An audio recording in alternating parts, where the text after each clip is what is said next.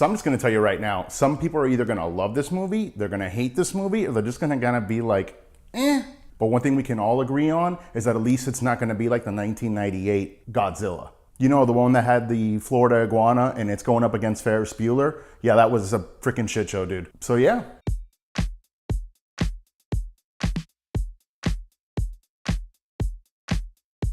So guys, here's my spoiler-free review of Godzilla, King of the Monsters. Arr. The sequel to the 2014 Godzilla. Now I like the 2014 movie, and I mean, it wasn't perfect, but it did that little Cloverfield thing where like you're following the humans and you get little glimpses of the monster until the very end. It was pretty cool. And most people I know did like that movie, but one common complaint was that there wasn't enough Godzilla in it or monster battles in it. Man, the studio listened to the fans, like a lot. Like, no, like a lot. This is monster battles freaking galore. And listen, I am not that guy that's like, as entertaining as the monster battles may be, what I find truly engaging is the internal conflict with the human characters in their story.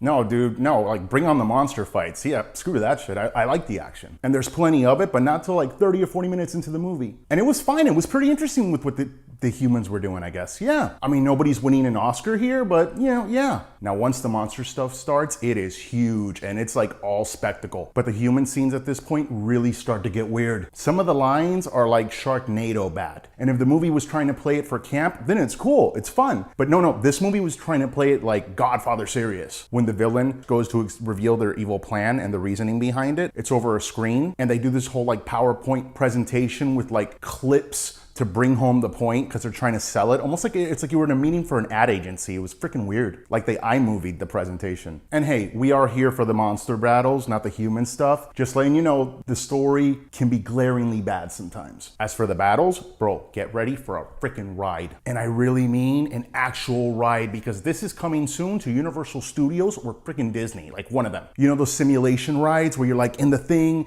and you're looking and they're like moving you around like Transformers or Spider-Man?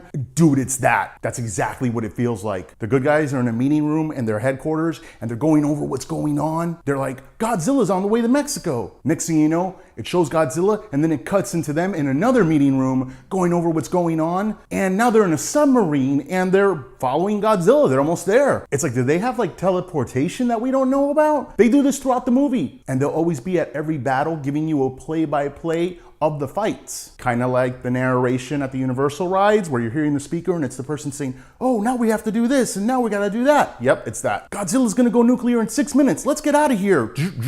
And you go to the next scene. There's even the scenes from the rides. You know, when you're sitting in the simulator and the monster's coming right at you and Godzilla comes and it's like, whoa, that was a close call, folks. Thanks, Godzilla. Now let's blow this joint. Yep, that's in it. They don't even need new footage for the ride that they're probably gonna open.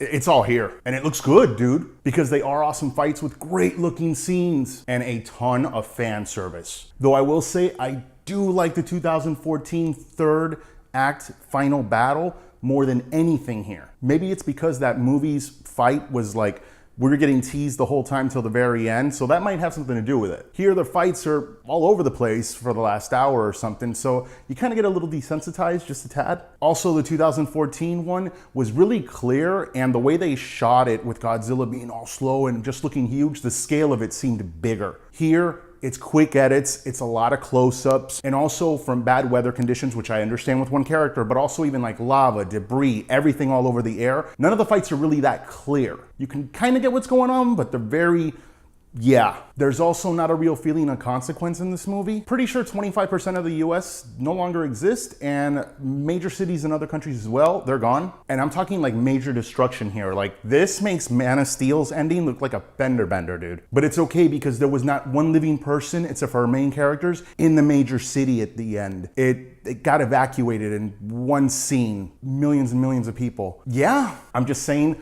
don't go in here picking this movie apart. Focus on the fights, focus on the popcorn, you'll be fine. Will you like this? It depends. If you're here for the monster battles and the more destruction, the better, and you don't care why or how anything happens, then sit back and enjoy. This movie towards the end almost felt like a WWF WrestleMania fight. That's the vibe I was feeling. The funny thing is, the song during the credits is something you would hear if like Randy Macho Man Savage or Hulk Hogan was coming out and the pyrotechnics were going and they're going into the ring. And I don't know the exact words, but the song was something like, going to the ring to kick some ass, it's Godzilla, rough it's Godzilla! Ruff! This really is the monster truck show of like monster movies, to be honest with you. And yeah, it was a lot of fun. But maybe they didn't have to go from one extreme to the other with these two Godzilla movies. I really think there's something great somewhere in between. Guys, let me know what your favorite Godzilla movie is in the comments section. Oh, and please like, subscribe, and hit that bell for notifications. Thanks for watching.